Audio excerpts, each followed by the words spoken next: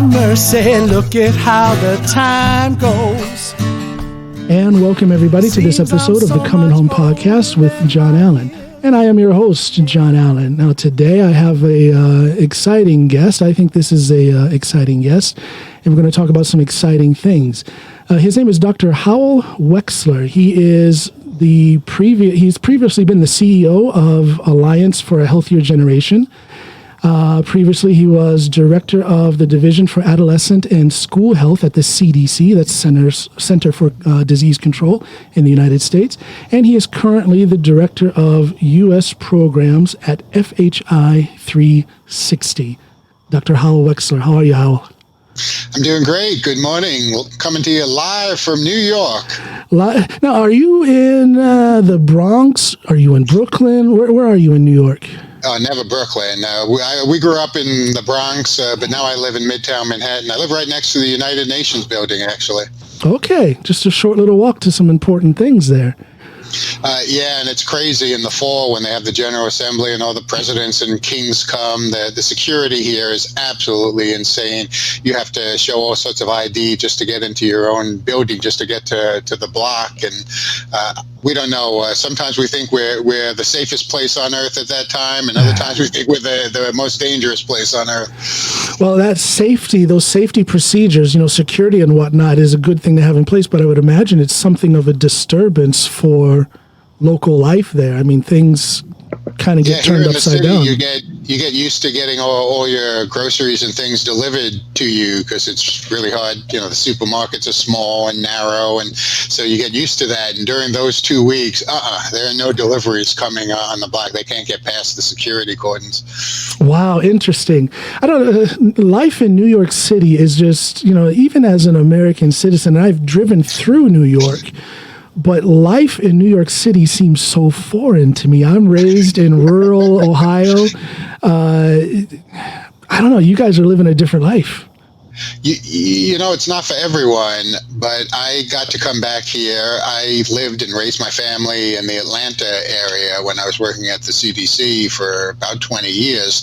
And then when I had an empty nest, my youngest graduated from high school, went to college. Not coincidentally, perhaps you went to New York University. This was my chance to fulfill my dream of coming back home. Coming home, as you say. There you go. I had that opportunity, and I have just loved every second of it. I know it's crazy that just the energy, the pace. I'm a fast walker, and I race past everyone on the street, and I just can't get enough of it. I love the city life. I love the walking.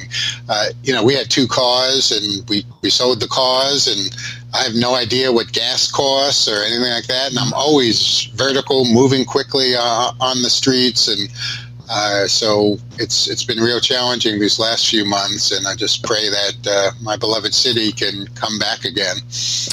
Yeah, your city has been turned upside down on its head. I have a couple of friends in the music business there in New York. They're over in Harlem. Yeah. And, up through the years, they'll do, selfies, or they'll film little snippets of life there from their apartment window. And you see the hustle and bustle. And now it's just the exact opposite. It's totally dead, totally quiet. Well, except it's calmed down now, but in much of April and the first few days of May, it would be ridiculously silent, so eerily silent. And then every 2 or 3 minutes, you'd hear that shrieking wail of an ambulance passing by, and you'd hold your breath and pray for whoever was just being rushed to medical care. And then 2 or 3 minutes later, another ambulance. 2 minutes later, another ambulance. Never heard anything like it. It was horrifying to hear that over and over. I can imagine. That's literally the sound of desolation, the sound of pain, the sound of sickness. I'm not trying to dramatize it, but it is a dramatized situation within itself. No, and you try to watch a comedy on TV, or you're talking with a friend, or you're having an interesting work call virtually, and then boom, it just comes, and it just was relentless. It would not stop. There was no way you could be distracted or not be cognizant of the fact that just so many thousands and thousands of your neighbors were being rushed to hospital, and so many dying. as an American citizen, I try to keep myself grounded in my Americanness, if we can use that word. So I'm doing my best to keep my view open to get as much information as I can about the situation back home in these times of isolation and quarantine and whatnot, because it is a drastic difference from what we have here in Norway. Over here, people are fairly relaxed. Over here, people are listening to the guidelines that the government is putting out.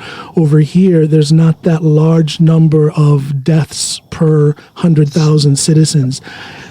What do you, now you are a learned man, this is your field of work. What do you think are some of the things that lead to such a wide disparity, a wide difference in how COVID-19 is being experienced in different countries?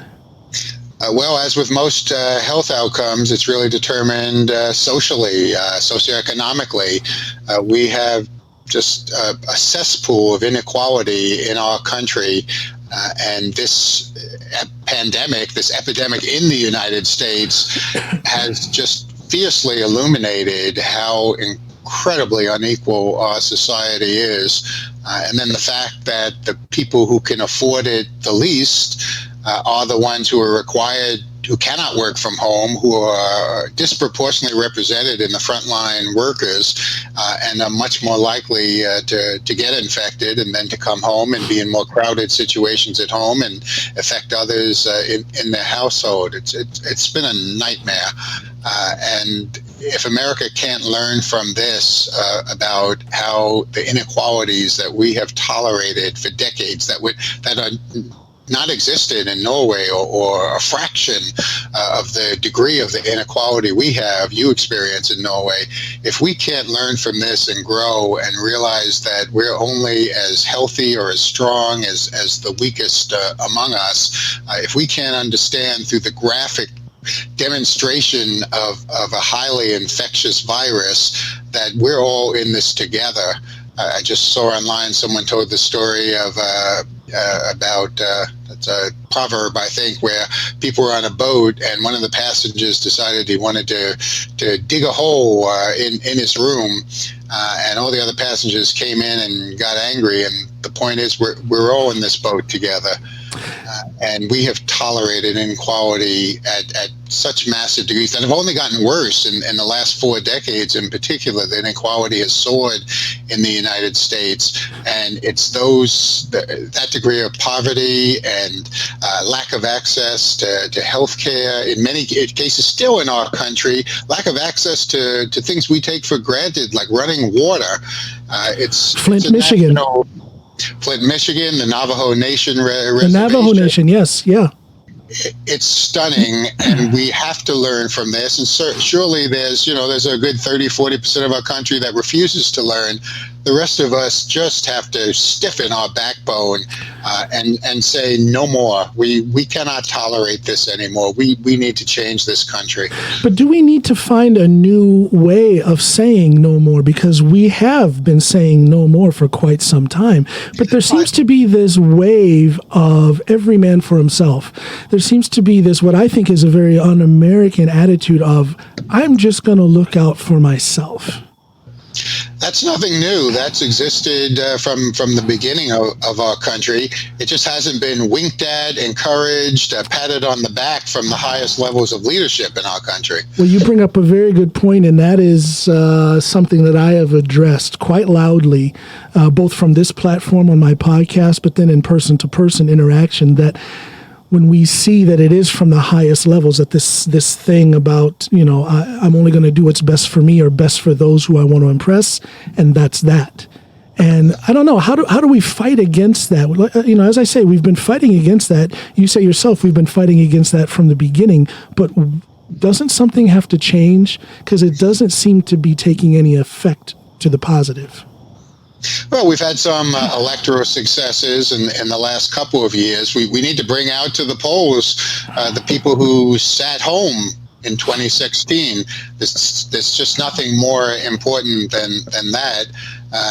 And we have to we can't always play by the kindest gentlemanly rules when the other side is playing savagely.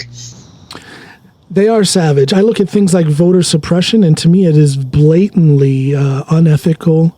What some people on the right are doing as far as voter suppression. They want to take away polling places. They have taken away polling places.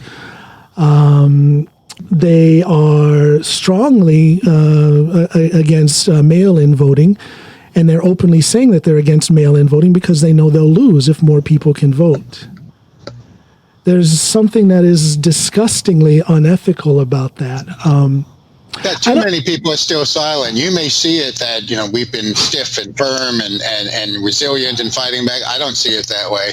I think we've been too silent. We've been too timid. When we spoke up, some good things happened, as in the 2018 elections. Yeah. We need to be strong. We need to be loud. We need to be fierce. We need to stiffen our backbone and no more. I think people need to dare to be a little more vocal than what they are. You see Absolutely. Well, going back to this disparity, to this difference in social economic status, which has led to a certain demographic suffering more than the rest. Let's talk a little bit more about that. Now, we're talking mostly about people of color. Mostly low-income people in general, and then people of color, blacks, Latinx, Native Americans. The data coming in have clearly indicated that they're disproportionately represented among the infected and the dying, and those who are most catastrophically stricken by the financial consequences. Now, this is something that you've worked with long before this issue with COVID-19. If we can go back to your time at the CDC, let me ask you, how did you land a job like that? That's respect, as they say in the streets. Respect. I had no idea even that there was a field called public health when I was a kid in college. My whole focus for the first 20 plus years of my life was on becoming a newspaper reporter.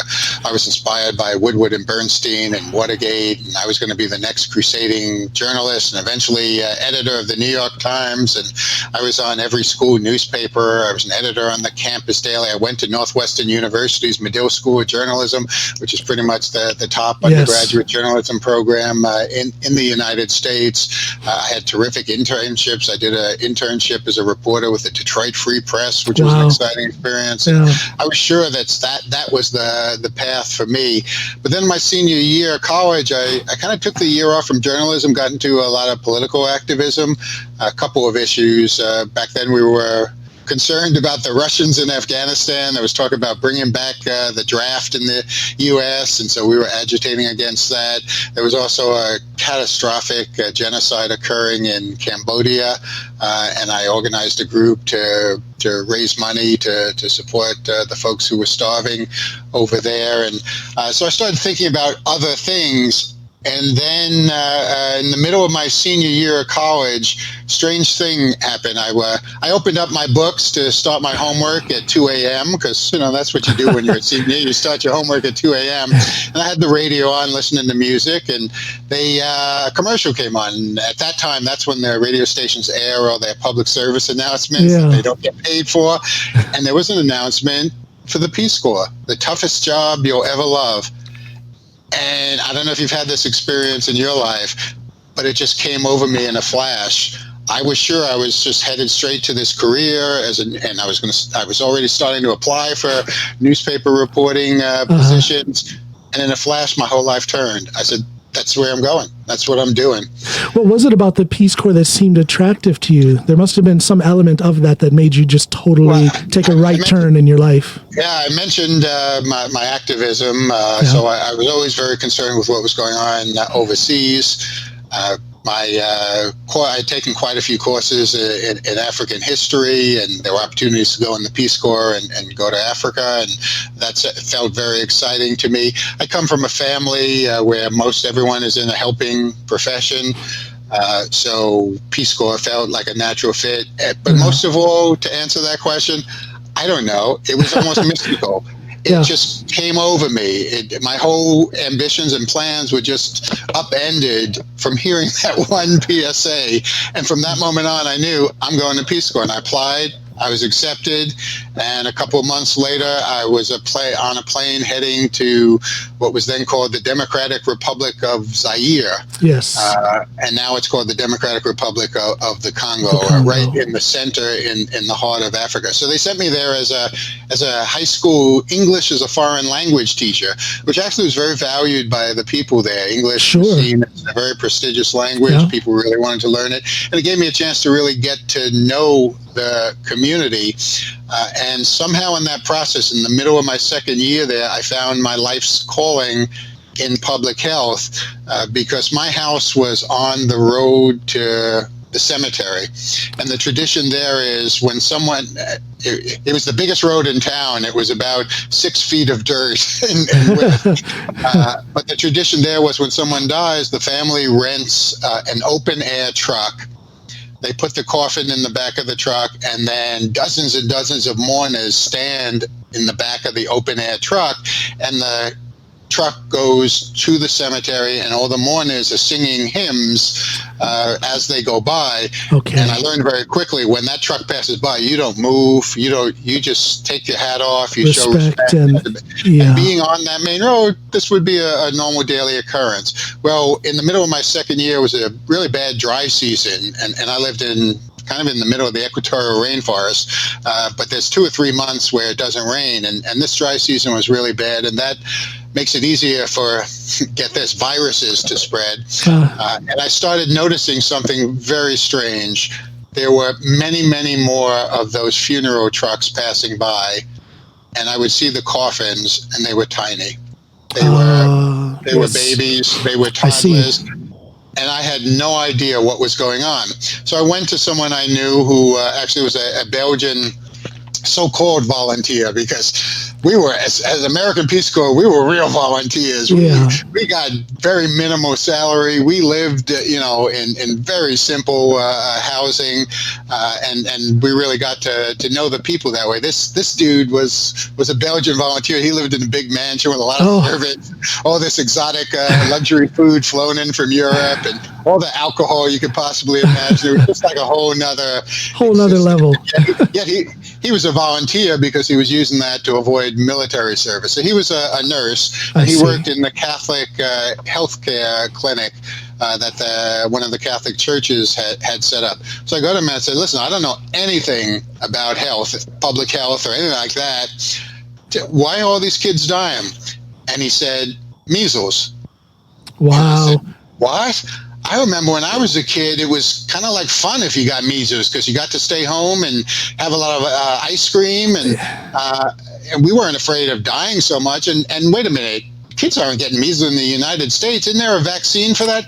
And he beckoned me with his hand. He took me to the cold room in his building. Yeah. It was a room with nothing but freezers, and it was packed with thousands and thousands of doses of vaccines. And I said, so what's up? Why isn't this protecting kids? He said, they're not coming with their kids to get the vaccine. Now, why was that? He said the first of 2 sentences that changed my life forever. He said, the people here are too stupid to come get their kids vaccinated. The priest announces it all the time. The people are too stupid. He said that, particularly a lot of these kids were malnourished. They suffered from malaria. Yeah. They would get an injection in their arm, and they would have a stronger reaction than well-nourished American kids would have. Sure. Yeah. It would get inflamed, and maybe the kid wouldn't feel so well for a couple of hours. So he said the word went out among the mothers, this is bad medicine. Stay away from it. Well, I said to him, wait a minute. I have so many friends here. I've had friends who've lost kids. They are as devastated as anyone in America would be. They're wonderful people. They're the most resilient people I've ever met in my life, because they had the worst government in the history of mankind, and they had the most difficult living conditions, and they survived, and they thrived, and they found ways to enjoy life. They were incredibly resilient. I just don't understand what you're saying. Yeah, I'm just kind of dwelling on that phrase. They're too stupid. What kind of a person in a volunteer situation has that mindset? A person who lives in a mansion with lots of and all this imported food, and never eats the local food. Wow. Anyway, so I said, you know what? I know a lot of people here. I got a lot of friends. I bet I can get some people to come get their kids immunized. And he said, really? How many do you think you can how many kids do you think you can bring in? I said, I don't know, maybe 100? And he said, all right. And then he said the sentence that really sealed my fate and changed my life forever. He said, if you bring in 100 kids, I will give you a case of beer. Now, this dude had fancy imported liquor. With my salary, I could afford maybe one beer a week. And when I was in college, funny thing, when I was in college, I never drank beer. You know why? Because in America at that time, what we had for beer was Budweiser, Miller, and Coors. That was it. That was it back in the day. And that's not beer. That's just water. I mean, that's just awful. I get there, and they were a Belgian colony, and they were influenced by the Belgian beer brewers. Their beer was amazing. And then add to the fact that it was almost forbidden fruit because I could afford one bottle. Right. Yeah. So this dude says to me, if you bring in 100 kids, I will give you a case of beer. That was it. That was it. You were so on this. Challenge accepted. And I got an entire career in public health out of that experience. I didn't know what the heck I was doing. So I was in this town, in this county. There were probably 80,000 people living in this county. And maybe 500 of them had electricity and running water. Wow. They had no newspaper, no radio. What no year? television. What year was this roughly? This was the early 1980s. Okay. Wow. And so all I had was word of mouth. So I went out with a friend of mine, and we spoke at every organized group there was. The Catholic Church was very predominant, and they had all sorts of organizational meetings and structures. There were social clubs. People who came from different villages would band together when they came into this town, and they had their clubs, and we would go do a shtick for them. And our shtick, we did sort of a skit in which I would pretend to be measles. Actually, my friend pretended to be measles, and I pretended to be a kid who isn't vaccinated, and with that, I had my hands behind my back, and he would just punch me in the face, and I would go sprawling. They roared to see this crazy American falling to the floor. And then, actually, I think I had it with one hand and behind the back and one hand open. Then, when you give your kid the vaccine, boom, you have two hands available, and the next time he came to punch me, I threw him to the ground, and they started roaring, and we just spread the word. You know what they did have? They didn't have radio, newspaper, or television. They literally had town criers, because when the government needed the people to do something, they had a network of capos, lieutenants, people on the block who would enforce whatever the government told the people they had to do. And they would come in the morning. So we engaged them and got them to talk about this great once-in-a-lifetime opportunity. Come save your kid from the measles, which, again, is perceived as a deadly killer there, unlike how it's perceived here. So as I was going, we had 2 sessions planned in chiefs' compounds on different parts of the town. One was in a chief's compound, one was in a community center building on the other side of town. And as I was going, a good friend of mine, I was going to the session, a good friend of mine said, Howell, and this was a local person, a Congolese person. This person said, Howell, don't get your hopes up. You know our people are stupid. They don't understand. He used that same word. Yeah. Because that's what the colonialists had implanted in the people. But boy, we proved them wrong. How many did you get to? I looked at the record. This is a county of about 80,000 people. The prior year, over the course of the entire year, they had immunized against measles 419 children. For the whole year? In our 2-day sessions, we immunized over 2,300 children. Amazing. And in fact, the mothers kind of started a riot. They were because the lines were so long and it was so hot. They actually threw rocks and broke the government the windows of the community center building because they were so frustrated at waiting in line so long because they wanted the service so badly. Tell me about it. How that is a drastic, that is a drastic turnaround, and that's life changing. That the ripple effect you're talking about. This is in the early '80s. The ripple effect of the work you did is being felt today. I'm sure that's something that probably changed the attitude of that entire population. I hope so. A lot of terrible things have happened in that country since then. Yeah, what was it like at that time when you were there? I'm trying to think about my history now. Well, they were ruled by a dictator named Mobutu Sese Seko, and it was his administration that political scientists invented the word kleptocracy, government of the thieves, by the thieves, and for the thieves. He was also a brutal murderer. He also tried to make himself into a god. He at different times he declared himself at war with the Catholic Church, and one thing that he did, he would have them take all the hymns that had the word Jesus in it, and he would replace Jesus with his name. Yeah. So he set himself up as a godlike figure, and didn't he actually try to found his own religion and make that the state religion, if I remember correctly? Not really, but he implemented something called Zaireanization, which basically said we are going to shed all of our colonial European ties. So he forbade a lot of European clothing. Men were not allowed to wear ties. Women were not allowed to wear skirts. Christian names had to be abandoned legally. Nobody abandoned them. In reality, they all kept them. Yeah. But legally, in school and at work, they had to have only African names. And it was a farce, and people saw through it.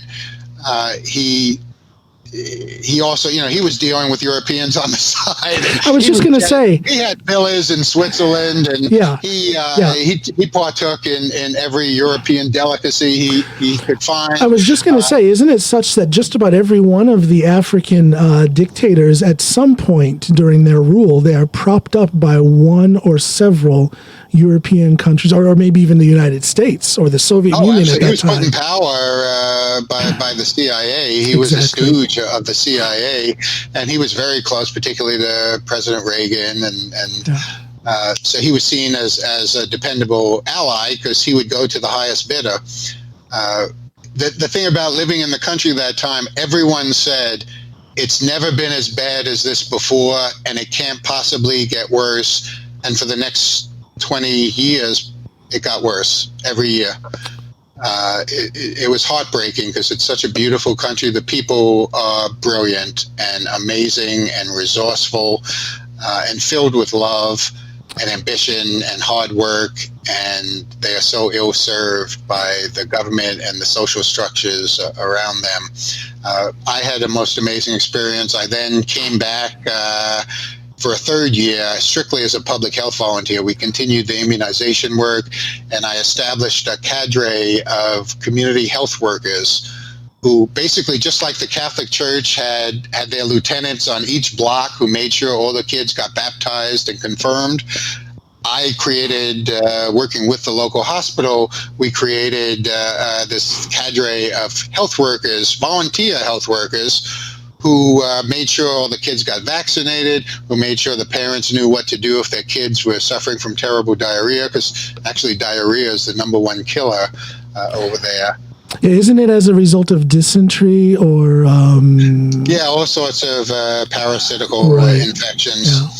And I created, we're working with colleagues at the hospital, we created the first public health textbook in the Lingala language and used it as our curriculum for training these community health workers. And I loved it. I was not well trained in public health. I wasn't trained at all, and I was kind of... But you had an interest for it, so I'm sure you were self-taught. You found out what you needed to know, and then you learned it. Yeah, correct? I found one of the most amazing resources ever is a book called Where There Is No Doctor. It was written in the 70s by some amazing people in South America. And that that it basically was my guide to the lessons, and a lot of what I included in our textbook were adapted from that book. Just an amazing book. That's really fascinating, and I think it speaks to your engagement in the issue of healthcare at that point. You had zero education. I'm sure you were nervous. There's probably some shaky moments where you didn't really know which way to go, but you stuck with it. You found the information you needed, and you put it into practical use. That's fascinating to me. Yeah, there was one moment when I just channeled my anger, and I did things that shocked me because, as a Peace Corps volunteer, you're trained not to interfere, to have to show only total respect for the local power structure. You're a guest and you shouldn't be.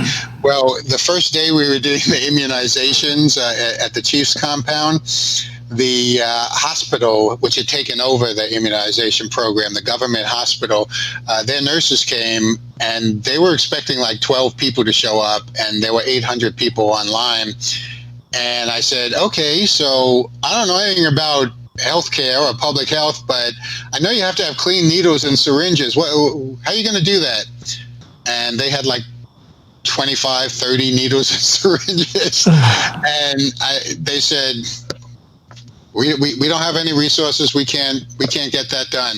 I said, okay, well then we can't immunize past the first 25 people or so. Right. And the chief nurse said, are you kidding? These people will kill us. We have to keep on. They came here for this. We have to give them it. I said, no, you can't do that. I can't have this thing that we work so hard to promote actually hurt people, hurt the kids that we love and care for and want to protect. And so I said, I realized what you could do is, I asked him, how would you do this? He said, well, we would constantly boil water and boil them for a certain amount of time after we use them, and then maybe boil the needles, the syringes.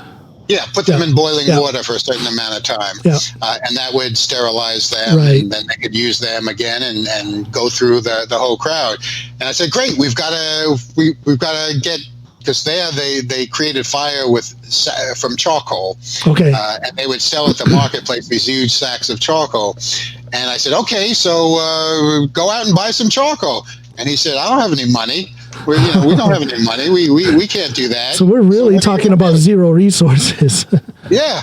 And so I decided, well, the one guy who does have money is the chief medical officer. Because he's well paid, and he probably steals a lot of money that should be going to the nurses and to the hospital. So I knew where he lived. I hopped on my bicycle while they're setting up the vaccination center. Hopped on my bicycle, rode it to his big mansion, and I pounded on the door. And the servant came to the door and said, no, the doctor's in the villages. Because what the doctor liked to do was hernia surgeries, because he could charge a lot of money for that. People needed it.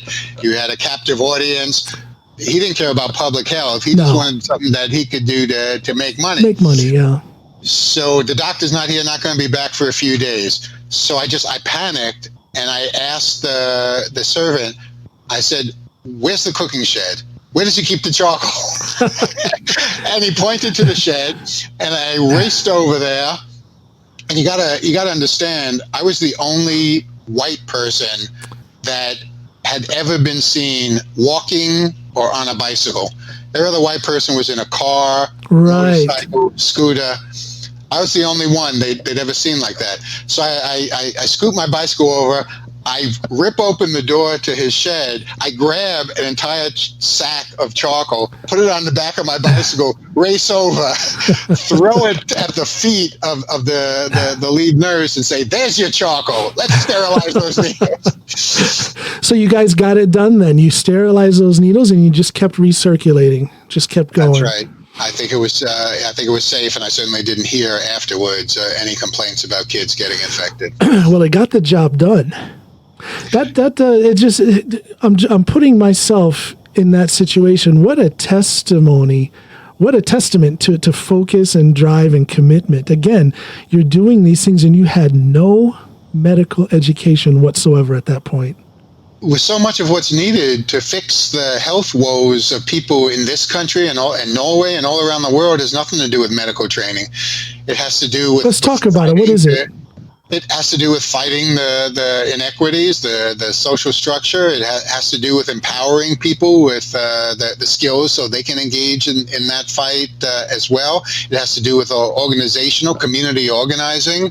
I was reading over the last couple of days, I was reading just to dig into your background a little bit, and I was looking at some of the work that you were doing, and you had... to be honest, I can't remember if it was a paper you had written or an article of some sort, or if it was a series of quotes from some sort of seminar that you gave. But you tied together that thread from personal health, the health of children, and their receptivity to education. Yeah, that was one of my main themes at CDC. At CDC, I worked at the intersection of public health and education. So weren't you the boss for that division? You were the boss? Yeah, I was the director of the Division of Adolescent School Health for 9 years. Most folks at CDC, what they do is they provide support to state and local health departments. And my division did that, but our primary constituents were state and local education agencies. So I always like to say that I and my staff were bilingual. We spoke public health and we spoke education. One of the main things, and this was all the insights and genius of my predecessor in that role, one of the main things he did was he set up, because CDC sends funding out to states and cities, usually through health departments. Yeah. And our division had resources to do that as well. But the genius that my predecessor had, he had the notion, let's give the money for once to education agencies. This way, they're going to have to hire people whose job is about health. This way, we're kind of infiltrating, because they may not realize it. But one of the greatest barriers to educational achievement relate to health and health challenges that young people face. But they don't see that. They're just focused on, how much more drilling on the tests can we do to get those test scores up. They don't realize they have to go deeper and solve the more profound problems that are creating those barriers to learning. So the second thing he did was he said, I'm giving you money, education department, but you only get the money if you share some of it with, wait for it, your corresponding health department. Uh-huh. So what he created with that, because every state is going to go after money. Sure. What he created with that was this powerful incentive for them to start communicating and talking to each other. You would not believe how much progress can be made and is not being made because the people in one department just don't even speak to the people in the other department. And we created training programs so that they would learn each other's language. They use different terms. They look at each other with blank stares when the other one is speaking. We had one of the nation's leading education organizations create a training for health department staff called How Schools Work and How to Work with Schools. Because the health department people, they just barge into the schools and say, this is an emergency. You have to do this. And at school people are saying, excuse me, I've got like 52 other social service agencies banging on my door. I've got lots of other nonprofit health organizations banging on my door. Get to the back of the line. And besides, I'm not held accountable for that. I'm held accountable for the test scores. So explain to me why I should even care about this thing that you think is so important. We really worked hard to train them so they could understand each other's priorities, figure out how to communicate effectively to each other, because working together they could make a profound difference in kids' lives. So how does poor health in children affect their education? What are some of how so? Profoundly. Kids, a couple of examples of some of the health issues that most directly affect education include, first of all, vision. You would not believe how many kids in this country don't learn as well as they could and should because they're sitting in the back of the room and they don't have the glasses they need. Right. And then a lot of school programs, they think they're doing a great job because they screen the kids, they write them a prescription for glasses, they send it home. The kid can't afford glasses. Yeah, that was my next question because I've been out of the States now for almost 20 years, and to be honest, I don't understand the intricacies of health insurance anymore. Things have changed, things have gotten better in some areas, much worse in other areas. does health insurance cover? Does health insurance cover a prescription for glasses for a child? Is that covered? Some places it does. Some places it doesn't. But I would imagine there's a sizable deductible that has to be paid. Some places there is, some places there isn't. Many times people just aren't aware. Many times they create systems, as we saw with the unemployment claims in Florida, where even the state legislators were saying, oh yeah, that system was designed to make it next to impossible for people to get covered with unemployment. There's so much bureaucracy and paperwork and hurdles that families have to go through even to tap into resources. Many times that's the barrier. I think it's barbaric just to compare Norway with America. I do that constantly as an American citizen, but living here in Norway. Yeah. Our son needed glasses. We went to our primary physician, our family doctor, and a couple weeks after that, our son had an appointment at an optical center, and he got glasses. You know what we paid for that? $0. Yeah. Why? It wouldn't be $0 here, but the majority of people have similar experiences here. But then you have the indigent, you have the undocumented people who don't have access to a lot of those insurance sources, and their number is may not be a majority, but it's large and it's growing. So some of the other health issues that affect kids relate to mental health. Obviously, would affect their learning, violence. Which can incapacitate them and make them incapable of even going to school. Physical activity and nutrition barriers. Kids are much more capable of learning if they are physically active and Absolutely. If they're eating well.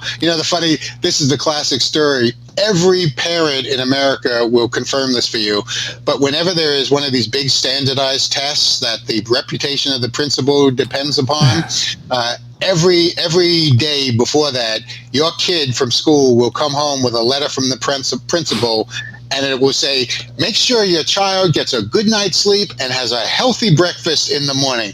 Well, you know what? If kids got good night's sleep every night and healthy breakfast every morning, just imagine they would learn so much that they would do well on the test. So obviously those things are essential to learning. Do you know anything about the numbers? How many children are not getting proper nutrition? How many kids are there that are dependent on school lunches? Maybe that's the only meal.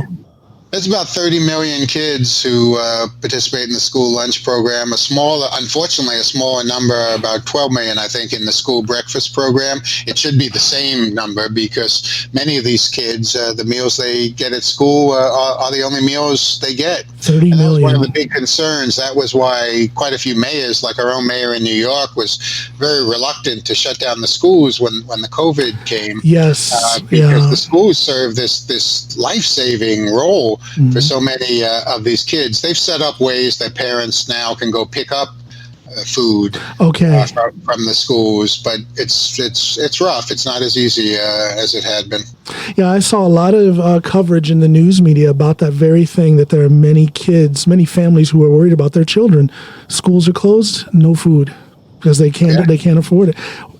What a terrible thing. That kind of stuff just hurts me to my very soul, to see that that's even possible in our country. I'm kind of an outsider looking in from Norway, and I see. Your heart. Yeah, it breaks your heart. Yeah, it does. It just eats me up from the inside out. Now, but we need to use that. We need to get angry. Well, we need to stop being resigned, and we need to reach these. Many of them are young. These people who just feel, the system's so corrupt. What difference does it make if I vote? Because if we haven't seen in the last 4 years that it does make a difference, it's hard to understand when we will. And if this pandemic hasn't illuminated that even more strongly, we've got to get everyone out to vote. As an American here, a lot of Norwegians will come to me, some of them to make fun of me, because of the political situation in our country. But some of them really want to know. They're curious, and they'll ask me, what the heck is going on? What's happening in the States? And I don't really have an answer for that. It's such a crazy, weird situation. But one thing I do say to them is that, in a way, I don't want to say this is a positive situation. It's a good thing that we're going through, but it is an eye-opener. And I hope people see what happens when you don't vote. I hope people see now what happens when you don't engage yourself. I hope people see what works, what doesn't work, and then do something about it. Everybody is seeing this. So the question is what are we going to do about it? And I guess we'll find out in a few months in November. Amen. Definitely. Yeah. Totally agree. Crazy situation. Wow. So what can we disagree on, John? Well, you think New York is a nice place to live. I shouldn't. I can't really. I can't really say anything bad about New York. I can only say that I did 4 years in the Marine Corps, and then when I got out, I had no idea what I wanted to do with my life. So I took a job as a long haul truck driver. And I was living in North Carolina at that time, and most of my runs in my 18-wheeler were up and down 95, and I would swing off into Boston, and I swung off into New York City quite often. And I was talking to your brother a couple of weeks ago, and my experience of New York, and I can't remember which neighborhoods I was in making these deliveries in an 18-wheeler, which you know the way the streets in New York are. It can be kind of crowded from time to time. I would get lost quite often, so I would have to ask a local New Yorker how to get to where I needed to get. And I experienced one of two things, polar opposites. It was either the guy or the lady who was extremely friendly and helped me out. One person even actually got in the passenger seat of my truck and directed me where I needed to go. It was awesome. But then you have the other side where they kind of throw a few curse words at you and tell you to leave them alone because they just don't really care about helping anybody. I would imagine that there is quite a few people that are in between those two polar opposites. Well, New York is just like anyone else, anywhere else, only more so. So the extremes get illuminated. I'll never forget in the early 90s, I had a visitor come, stayed with us for a couple of weeks from Central Africa, and we pulled out all the stops, Statue of Liberty, United Nations, Times Square, every Central Park, every tourist site you could possibly imagine. She just saw the most amazing sights. So as she was leaving, I asked her, what was it that sticks with you? What's the one thing that you'll never forget from your trip to New York? And I'm expecting her to say, the mass of people, the lights at Times Square, the huts, the view from the Hudson River. I'm expecting something concrete and tangible. And she looks at me and she says, what I'll never forget is the kindness of the people. Yeah, that's beautiful. Yeah. Yeah, that's the most extraordinary of the most extraordinary here. And then you get the crankiest of the cranky. Yeah, it's two polar opposites, but then the majority are in the middle. One thing that I saw is after 9/11, that was an eye-opener for me. It put a highlight on the goodness of the people of New York. Yeah, absolutely. You guys really... Yeah, it was heartbreaking what happened, but then it was a beautiful thing to see how you guys kind of gelled as a city, and it was an open arms situation. Everybody loved everybody and tried to help everybody. Absolutely. Yeah. I was actually living in Atlanta then, and I was actually in Washington, D.C. in a meeting 4 blocks from the White House when the plane struck the towers, and we had to miraculously find a rental car, and we drove back to Atlanta in the middle of the night, and we passed right by the Pentagon, which was in flames, and it was surreal. Wow. That will haunt me and stick with me forever. I just can't imagine taking in the visual of that. I felt a chill down my spine literally when you said Pentagon in flames, and I just couldn't imagine taking in the visual. Wow. And in the dark, it was such a surreal time. Wow. Huh. And we're living in surreal times now. One thing I wanted to ask you, if I could go back, because again, as I said to you before, your history, your path through life fascinates me. It's quite dynamic.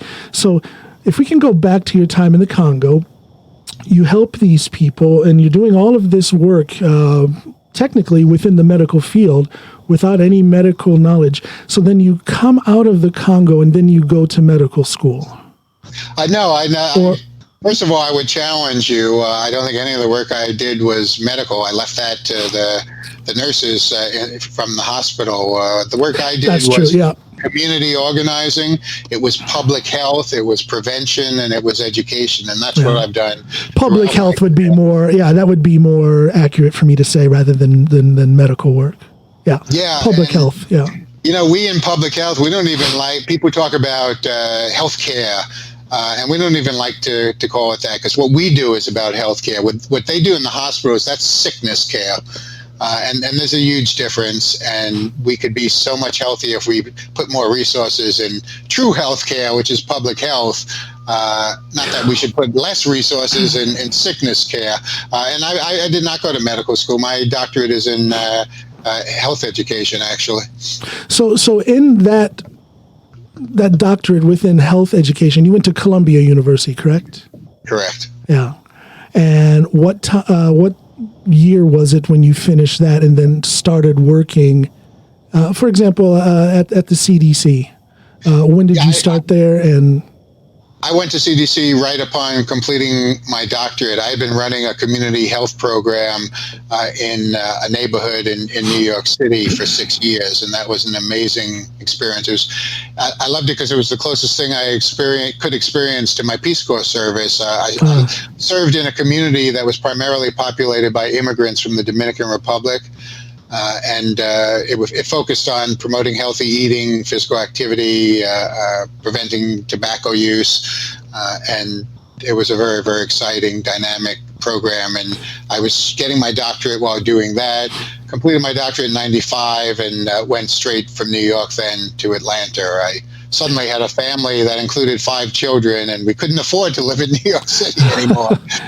And of course, the CDC is the big leagues. So it's the greatest opportunity in the field of public health. So I was excited to go down there and do that. I wish they could have opened an office in Midtown Manhattan. That would have been even more exciting. Yeah. But so this is in the middle '90s. Yes. That's the Clinton administration at that time. Yes. Do you think how receptive was the Clinton administration to some of the things that you and the various departments that you worked in were trying to implement? Did you have a good cooperation with them? Did they support you? Absolutely. Now it was politics, and they had to work with Congress, and so there were always compromises that had to be made. But one of the highest marks you can give leadership is who they appoint as leadership. And when I got to CDC, our director of the agency, the CDC director, was just one of the greatest men I've ever met, Dr. David Satcher.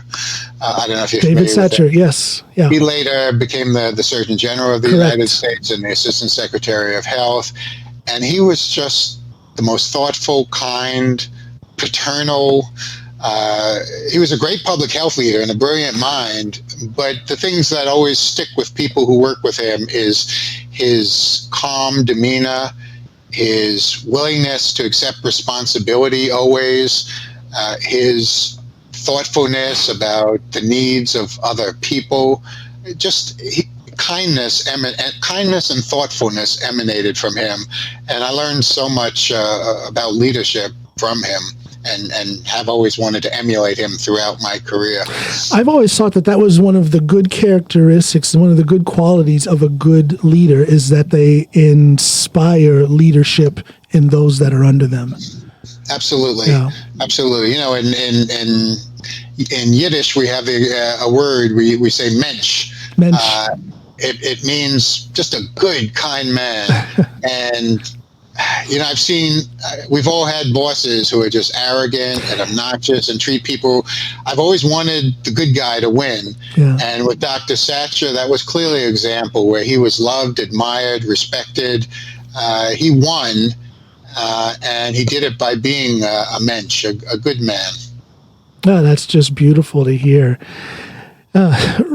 Hearkening back to the good old days when there was less hostility in the political spectrum. Oh. Well, there was plenty of hostility sure. too, and everything was kind. a challenge, particularly when the executive was in one party's hands and the Congress was in another party's hands. Yeah. There were a lot of things, and the area I worked in included one of the major strands of the work I did at CDC. We were responsible for HIV prevention for adolescents. And that comes included in that is guidance for sex education in the nation's schools.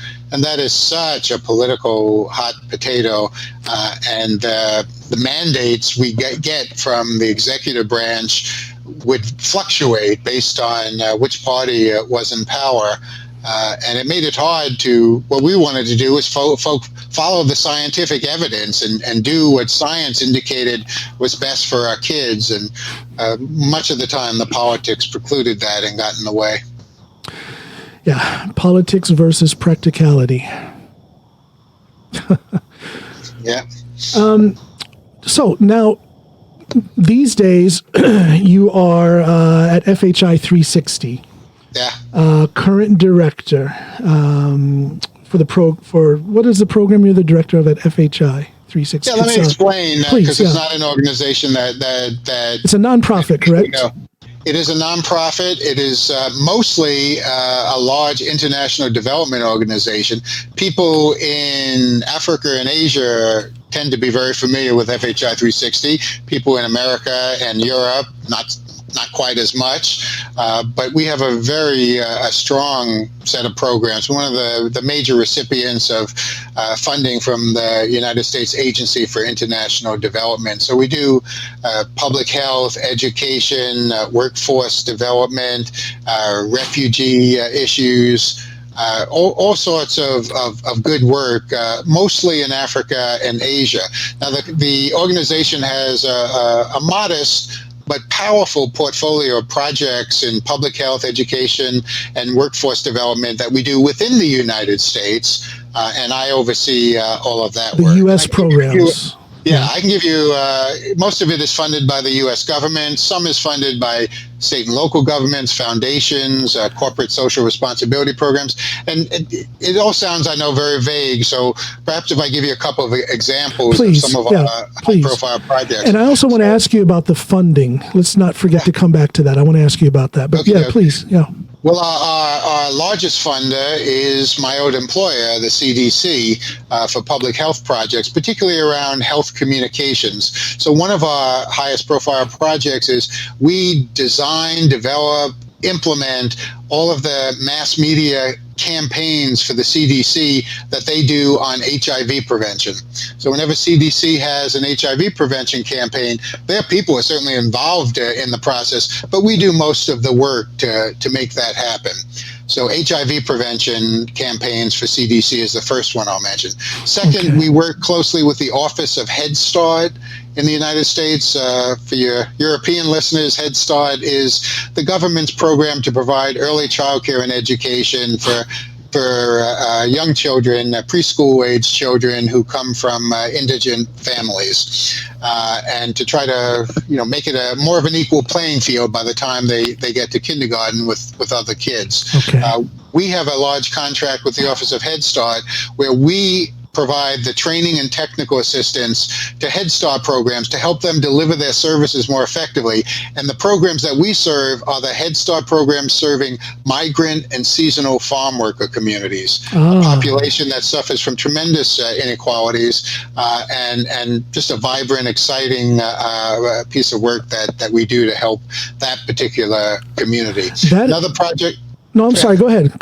I was just going to say something. I was just going to say something about the migrant workers. I don't know much. Surprisingly, I don't know much about the migrant worker situation in Europe, but I do know that the migrant worker situation in America has been a hot topic of political discussion.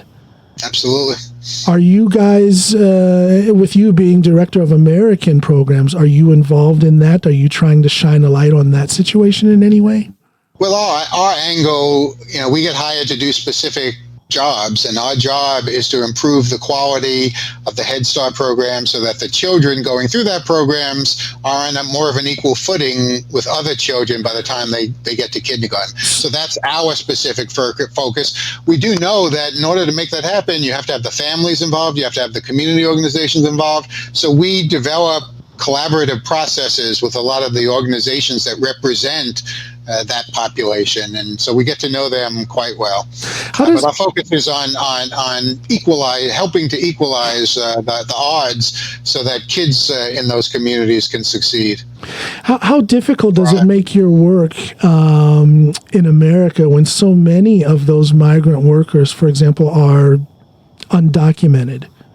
Or maybe some of them are illegal. I don't know. I don't know the situation there. How does that affect your work? It's always a challenge, and it always leads to greater instability and greater anxiety for the kids and their families, and it's just a challenge that we have to deal with. So let me finish a couple of the others. Yeah, please.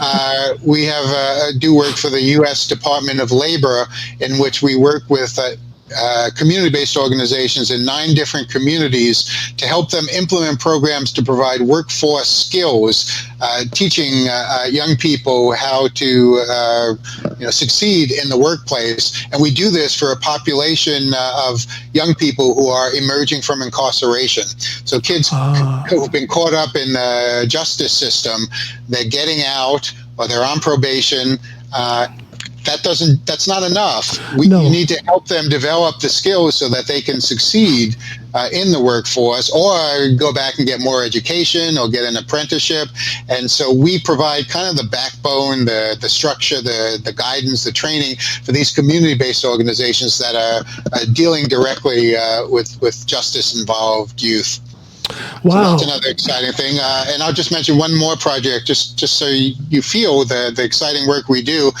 We have a contract with the Consumer Financial Protection Bureau. That's a relatively new department in the federal government. It was actually created by Elizabeth Warren after the recession of 2008 and 9, when the banks were out of control, and this is to provide protection for consumers against getting ripped off by financial institutions. And part of what that government agency has is a responsibility to educate the public. And so for them, we have created online just a slew, dozens and dozens and dozens of learning activities that teachers and after-school program leaders can use to educate children about financial literacy. We have this terrible problem in the States with kids, young adults being crushed by debt from their student loans. And a lot of it is because kids just haven't been taught. They're not taught the essentials of how to balance a checkbook and how to make financial decisions. So we're playing an exciting and important role in giving American teachers the capacity, the lesson plans, the materials that they need so they can teach this to kids. So you see the variety. This is why I love my job. It's all about helping people who need help the most. It's all about tackling the inequities in American society. It's working with amazing, resilient communities that somehow manage to thrive despite all the odds being against them. And it's a tremendous variety. We're not just focused on one issue. We're tackling so many different things. Are you constantly working, Howell? Because you have one job, but that one job has so many facets, so many areas of focus. How in the world do you do that? Brilliant people. I've got a great staff. You surround yourself with a good staff. That's how you do it, yeah? Yeah, and these are people who are passionate. One of the amazing things about my organization is there's so many people who, like me, are return Peace Corps volunteers. Once a do-gooder, always a do-gooder. And the thing I love about the people who work for us is that P word, passion. They, everyone needs to make a living. Everyone has to look after their kids and pay their bills. But we care so much about the work we do and the quality of the work we do and serving the people that we serve and trying to make a difference in this country. Well, you guys are doing some very important work. You're doing some difficult work. It's a type of work that demands a certain level of engagement and focus. So, and you call yourself a do-gooder. Some people would call anybody who's a do-gooder or anybody who has these so-called leftist thoughts, trying to help the public at the expense of the greater public, maybe. They want to call you guys a snowflake. And I think that term does not fit. You guys are tough, you're hard-nosed, you're doing the work that has to be done. There's a certain amount of engagement and toughness and resilience that you have to do that kind of work. Absolutely. Some people would hear, for example, the program you mentioned that Elizabeth Warren is responsible for getting into place, and a lot of people would just dismiss it because of their political views, which are the polar opposite of Elizabeth Warren, and they won't think about what type of work is being done. That's a sad situation in our society today. Yeah, hopefully if you have a chance to explain people and get beyond labels and particular politicians and explain the work we do, it's all for the best for all of us. We are only as strong as our weakest link, and we're all on this boat together, and we have to invest in these communities. How would you expand on that concept? We are only as strong as our weakest link. How do you explain? Oh, bless you. I'm so sorry. A gust of wind in Midtown Manhattan. What was I saying? This concept of we are only as strong as our weakest link. How would you explain that to someone who...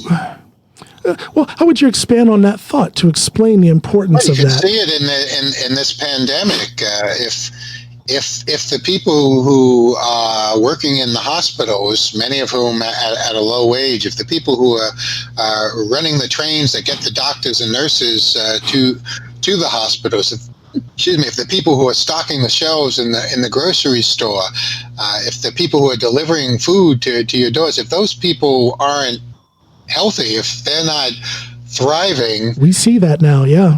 We see how we're all interconnected and dependent upon each other, and if we want people to reach some level of the American dream, we need to give them the opportunities. We need to get beyond the notion that anyone can just succeed and become a multimillionaire in the United States, because the reality is our society is horribly stratified, and there is not much progress. Most of the people who are wealthy come from wealth, and most of the people who are not wealthy come from not wealth. And we just need to figure out how we communicate the value of all these important projects to make a difference in lives of people who deserve a fair shot at the American dream. Well, a lot of people would like to just see nothing more than a level playing field, that everybody has an equal chance. And then you have some. No, and it's not the case. And then just merely voicing that desire, I want there to be a level playing field. Some people will interpret that to, I want a handout. The infamous James Brown was quoted, James Brown, the musician, was quoted as saying, you don't have to give me anything. Just show me the door. Don't block it for me and let me get it myself. There you go. And that just boils down to, hey, let's have a level playing field. That's right. And we also have to have compassion. Sure. If we just turn to our faiths, and see the messages of all our great religious leaders, it all comes down to compassion and love for our fellow human being, and helping folks who are struggling. Are you a religious man, Howell? I think so. Yes. I'm Jewish and believe in the faith and the culture and the tradition.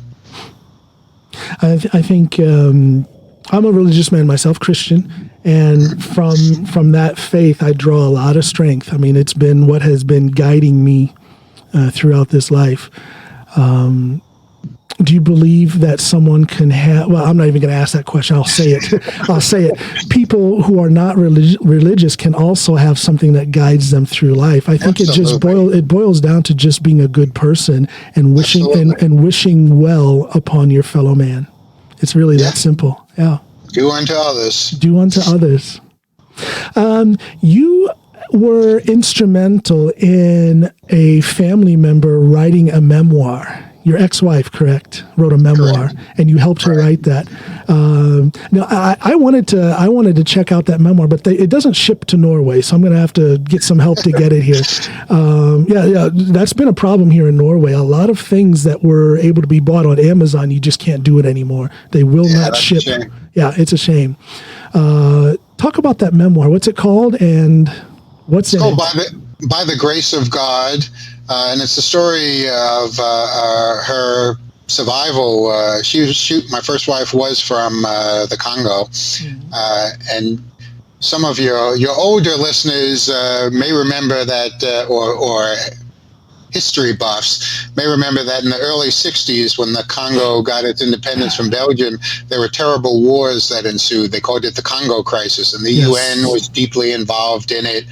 And she was a small child at the time, and she went through a series of truly horrific experiences, saw just massacres of people happen, and terrible experiences. And she tells the story, and had a long period where she was separated from her father, who was her hero. Her father was an amazing person, an amazing father. He believed profoundly in education.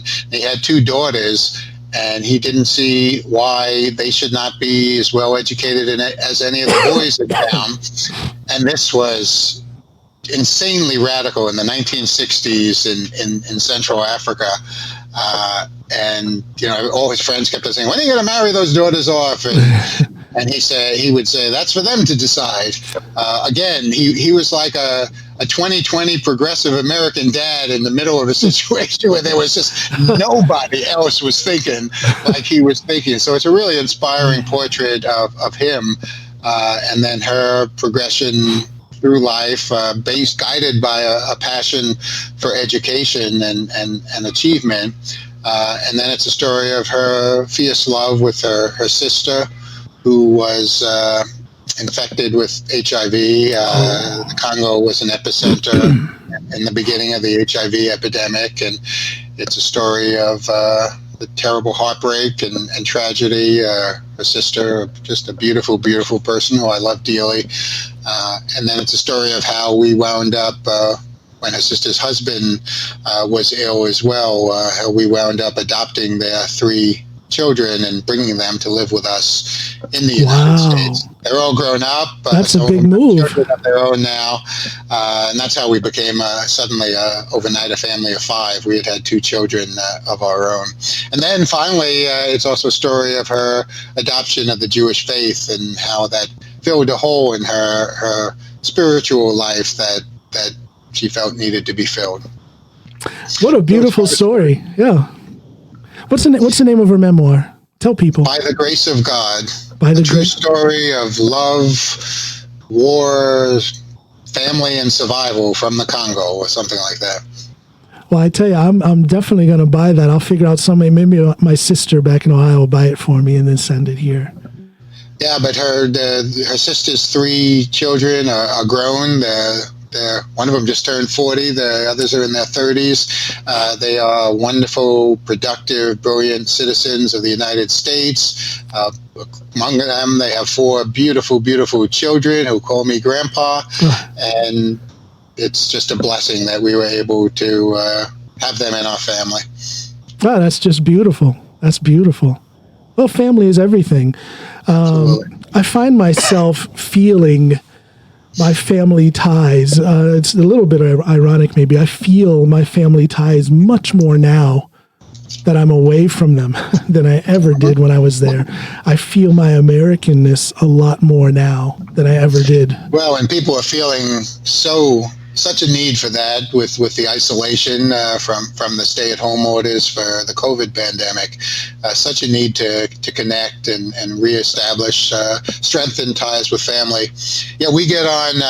So I have 5 kids, and with my wife and I, we get on Zoom calls with them every couple of weeks, and the grandchildren and make a lot of noise, and they're just adorable, and it's beautiful. Well, thank God for Zoom, and we're on Messenger video chat. Thank God for those things. I tell you, it's it's a real, as annoying as the social media could be, and all the technology.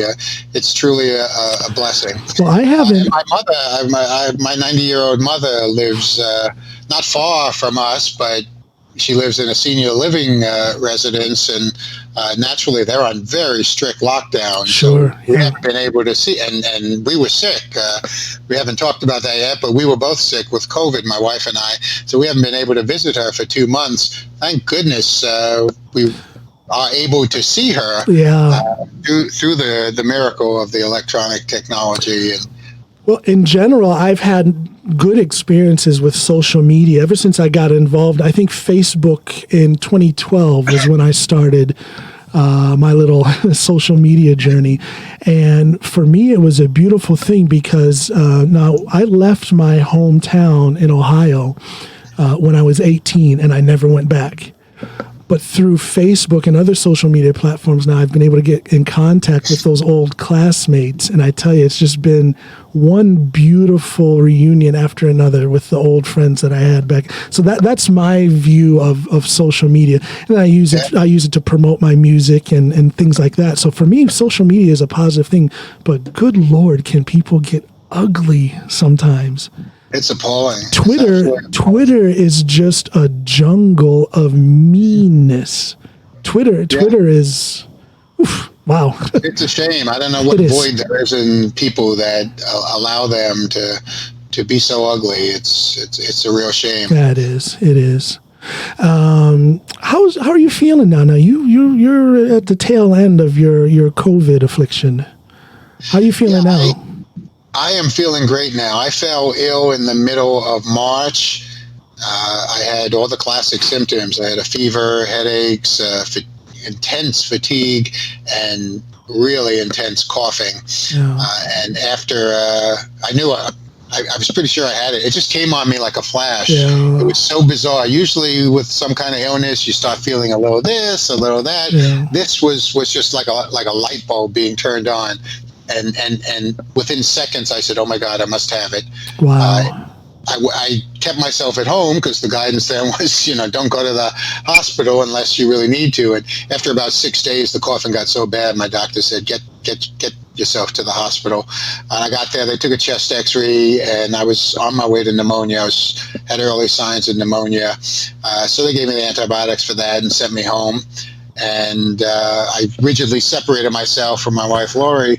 I was in the bedroom. She's in the living room because we have a small Manhattan apartment. We think she got it as well. She started having symptoms. Her symptoms were a little less intense than mine. So I had 2 miserable weeks. And then I started getting better, and I actually started working from home. And it got better and better, but I would have 4 or 5 good days, and I'd even start exercising again. And then all of a sudden, just like that, I would get this wave of intense exhaustion come over me, and I would have to shut off the laptop for work, crawl into bed, and I couldn't move for 24 hours. Now, was this the fever coming back? Very, very slight. So it would go up just a tidge. It wasn't really for anything that doctors would be, but I could feel it. I could predict what my temperature was going to be. Mostly it was just exhaustion. I don't know if it was the virus or just my immune system got so used to being engaged at war with an invader that every few days it would just get bored and say, "Come on, let's do battle." And it would just beat me into submission. So it went on like that for 6 weeks. Where I have 4 or 5 good days. I made the mistake 2 or 3 times. I said, "I'm cured, I'm healed," and then boom, it knocked me down again. It is a nasty, ugly virus and a totally unpredictable virus. But John, I'm so excited to tell you I am on day 9 now, 9 consecutive good days, and it feels fabulous. That's awesome. Good for you. I got to tell you, when I was lying in bed for a month, and hearing the complete absence of sounds outside my window in one of the noisiest, loudest places on earth, New York City, and there was just no sound happening outside. Yeah. And then every 2 or 3 minutes, ambulance siren. Ambulance siren. Talk about faith. I cannot tell you how profoundly grateful I was then, I remain now, every second of every day, that I had the good fortune to come through this thing. But mingled with that was rage, anger, because I know I came through this because I have good health insurance. I had all these different options for doctors I could call and speak to on the phone. I had food, I had water, I had a separate room where I could be applied. Yeah. All of those things, so many people in our country, of course around the world, but what a tragedy that so many people in this country don't have those things and consequently suffered the Imagine, loss of all. They lost their lives because of that. yeah. And, imagine someone going. yeah.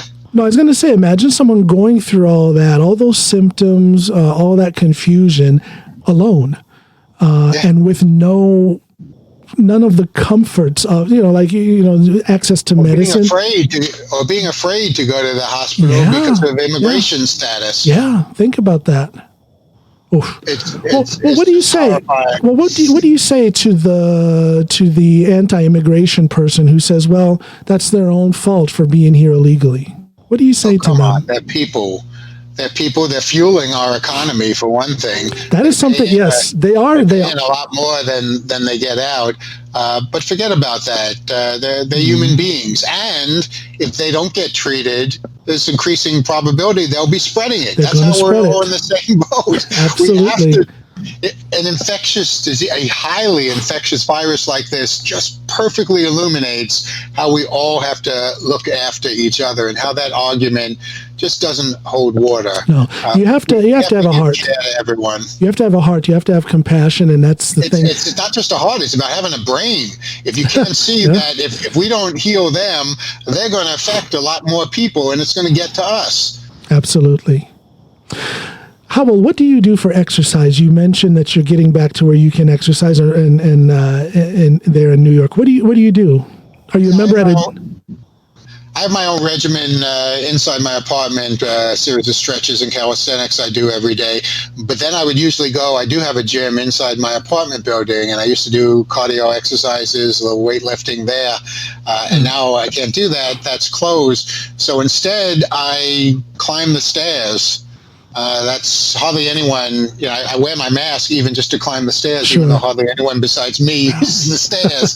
Because I live on the 14th floor of a 35-floor apartment building. So I just climb up and down the stairs. And then every evening I take brisk walks through the fairly desolate streets of Manhattan. I walk to Times Square, and there's hardly anyone there. How far from Times Square are you? About a mile and a half. Okay, yeah. There are people on the streets. It's just not terribly crowded. And there are, even here in New York, I'd say about 25% of the people are not wearing masks. And that appalls me. It stuns me. It shocks me. I cannot fathom how they could do that, because, of course, we know wearing the mask doesn't protect you all that much. It protects people in case you are asymptomatic and infected. And it's the only decent thing to do for your neighbors. And exactly. But I got to tell you, it does help me get my cardio up, because these people walk right at you with no mask on. I have to scoot across the street. So it gives me a good workout, because I'm going to stay away from those folks. Have you being outdoors and passing someone by, the probability of getting infected is incredibly low. Yeah. However, why take any chance, and why not be considerate of your fellow citizens? So it helps speed up my workout. Have you had anyone react negatively to you wearing a mask? I'm seeing some news stories about people actually getting violent. We're hearing lots of news stories like that. Someday someone might, because sometimes I can't help myself and I give them the stink eye. I see them and I say, come on, how inconsiderate. It's not a big deal to wear the mask. It doesn't impinge your movement, really. There's just no excuse for it. But of course, I'm not the person in a store telling people they have to put them in. That's when most of these violent incidents have happened. Yes, yeah. When some poor worker who's been given this policy for the good of everyone, particularly the people who work, because there are a lot of studies coming out now showing its proximity and duration of contact that increase your chances of exposure. So when we go into a grocery store and we're in and out in 10 minutes, our chances of getting infected are quite low. But people who work there are there all day.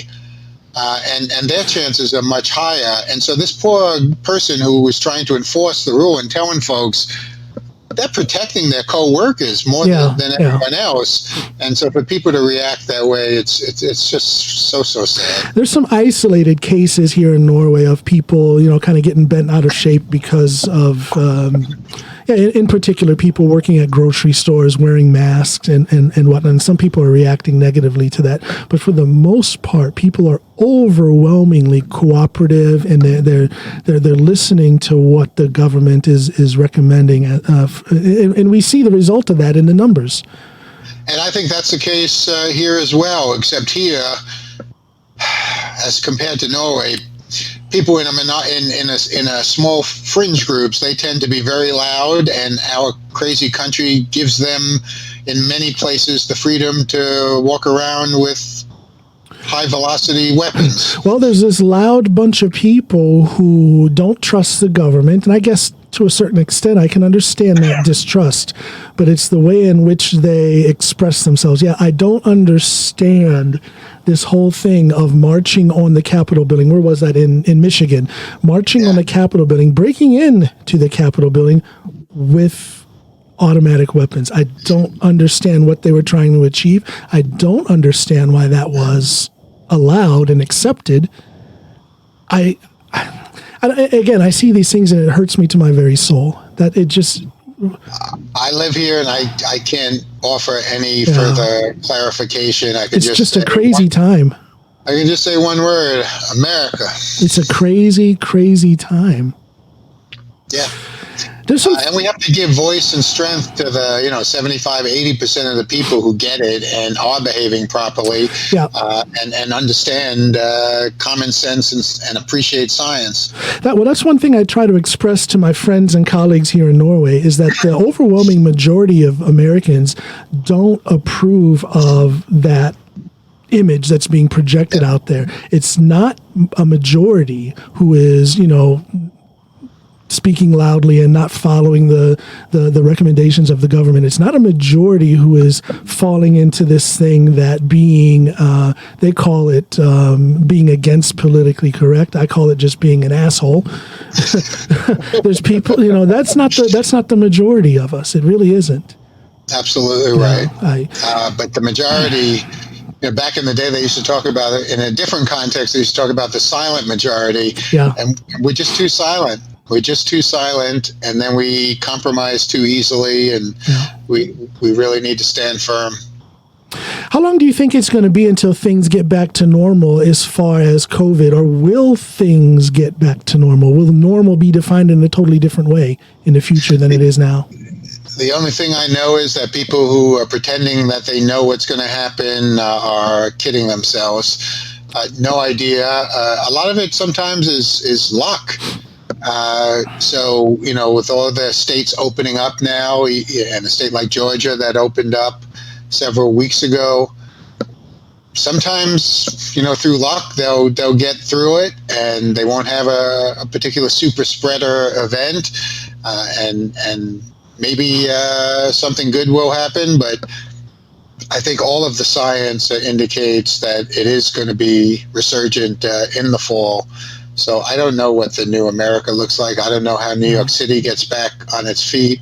My youngest child is a theater actress, so she's been unable to work. We patrons of the theater, my wife Laurie and I, love going to see Broadway shows, and it breaks our heart that that whole industry has been shut down. I just don't know when it's going to be able to come back, because nothing is more important than health, and this is a nasty, highly contagious virus. It's affecting a lot of aspects of our society. I would say that what I feel the most is my artistic side, gatherings for music, and I also do stand-up comedy, and that stuff is just totally shut down. And with New York being a mecca of entertainment, the very face of New York is changing. Yeah, it's heartbreaking. Then of course, we also, we've done the right thing.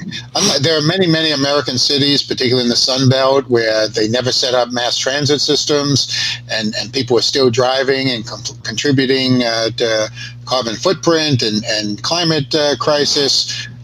we've always done the right thing in New York. We have an amazing mass transit system, and it's going to be really, really hard. They've got great minds working on it, but it's going to be really hard to move the volume of people we typically move in such close proximity in mass transit. So we hopefully, we'll get science will come through for us, and we'll get a vaccine, and we'll get treatments, and we can get back somewhat closer to a normal life. I think the vaccine will come eventually. What worries me is that it might be a thing with other flu viruses that change every year, so that we're always going to be behind the curve when it comes to the vaccine thing. And it's like, oh my God, what is the future? I'm not trying to be alarmist, but anybody with a brain and anybody with any respect for science sees that this is a little bit different here.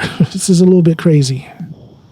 Absolutely. Yeah. But we know places that, many of the places that have done well because they have security for their citizens, security for healthcare coverage, financial security, and it is a powerful lesson that we need to remedy the inequities that we have in American society. Well, I'm thankful to be here in Norway. And Norway will never replace my good old Ohio town.